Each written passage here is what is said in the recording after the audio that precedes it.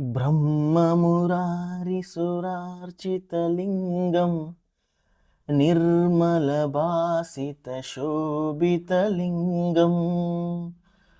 जन्मजदुःखविनाशकलिङ्गं तत्त्वनमामि सदा शिवलिङ्गम् देवमुनिप्रवरार्चितलिङ्गं कामदहनकरुणाकरलिङ्गं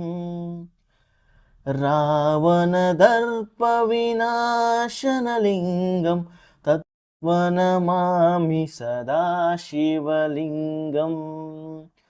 सर्वसुगन्धसुलेपितलिङ्गं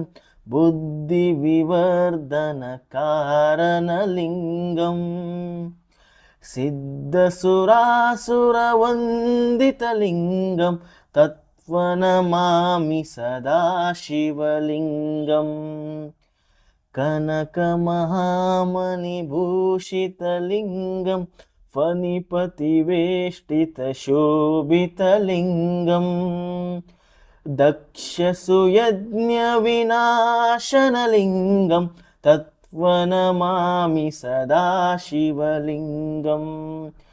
देवगणार्चितसेवितलिङ्गं भावे भक्तिभिरेवेचलिङ्गं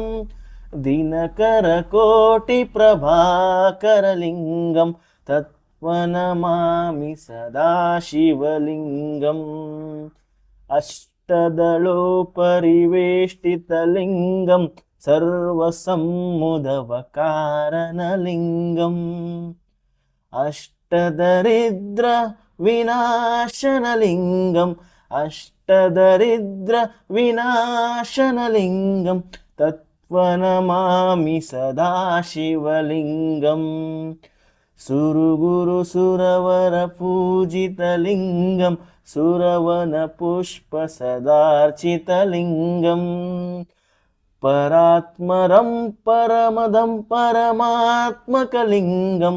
तत्त्वनमामि सदा शिवलिङ्गम् तत्त्वनमामि सदा शिवलिङ्गम्